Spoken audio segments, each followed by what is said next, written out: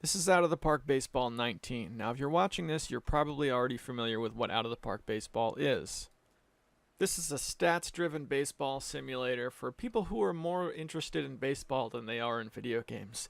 Consequently, when I see video gamers check this game out, the response tends to be a little bit on the skeptical side.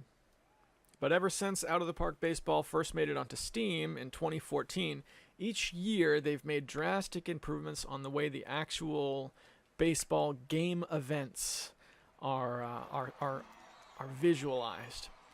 Last year was the first year that they added 3D rendering in the baseball.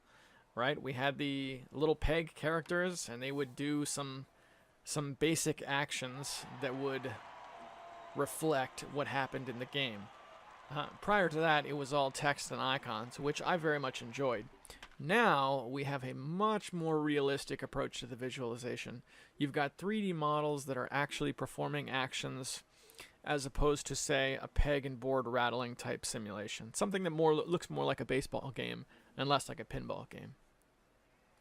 And I think that new visualization takes such a center stage that most of the rest of checking out of the Park Baseball 19 was regression testing. Regression testing is when you have something new and you want to make sure everything else that used to work still works. And speaking of which, we still have access to some of the old visualization methods, including the old 2D icon game, if that's what you're more interested in, if you want to just remove all distractions and get through the games really quickly. A lot of other small changes, for example, they've added onto the way fictional logos are generated. They've added 800 fictional logos that can be handed out when you're creating a fictional team from scratch. And for me, that's huge because the way I like to play these games, I create a league entirely from scratch, and I work through it that way rather than trying to recreate something historical. Another big thing you're going to see in Out of the Park Baseball 19 is the interface change. The interface changes so little in these games from game to game that this most recent update, even though it's very similar, was still kind of jarring. Just stick with it. They didn't take anything out. Everything seems to be there. I was able to click around and find exactly what I needed to find. Although I have to be honest, when playing on a small underpowered laptop, I still prefer to load up one of the very old versions, just so I can have that real stripped down feel. I think that's a normal trade-off. When you get more robust software, you lose out on scalability. So those are just a few of the things that I see when I play this game.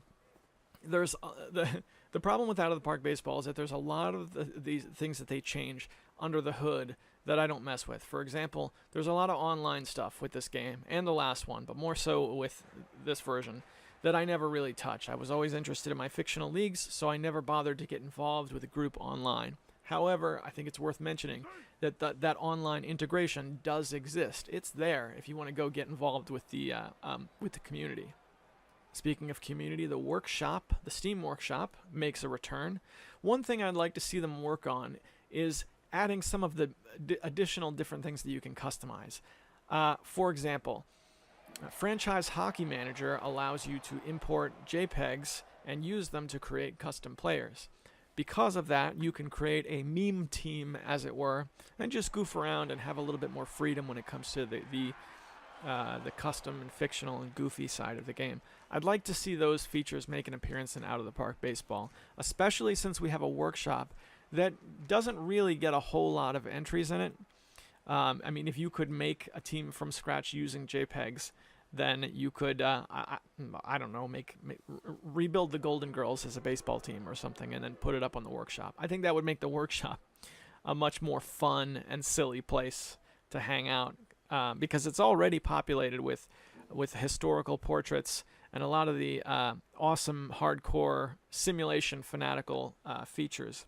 In the old days, we used to use the mods in Out of the Park Baseball to sub in the official logos, right? But now, since we've had MLB actually supporting Out of the Park Baseball for the past several years, we don't have to do that anymore. So let's give us some more freedom to build some crazy mods.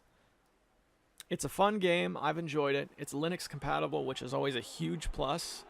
I think the pressure to put out a great new version and add tons of features is even higher now, since the older versions appear to be available longer. It used to be when the new version came out, the old version was immediately pulled from the market. Now you can get Out of the Park 19, 18, and 17. All three of those versions are put up back to back to back on the Steam store. So the visualization, I think, alone makes this one the go-to version. But the problem with basing your purchase decision on the visualization is this is a numbers game. So after you've played a few games and after you're a couple hours in, the visualization is really only the draw in. That's not the hold. The hold is the actual simulation that happens under the hood. And that's something they've consistently made better every single year.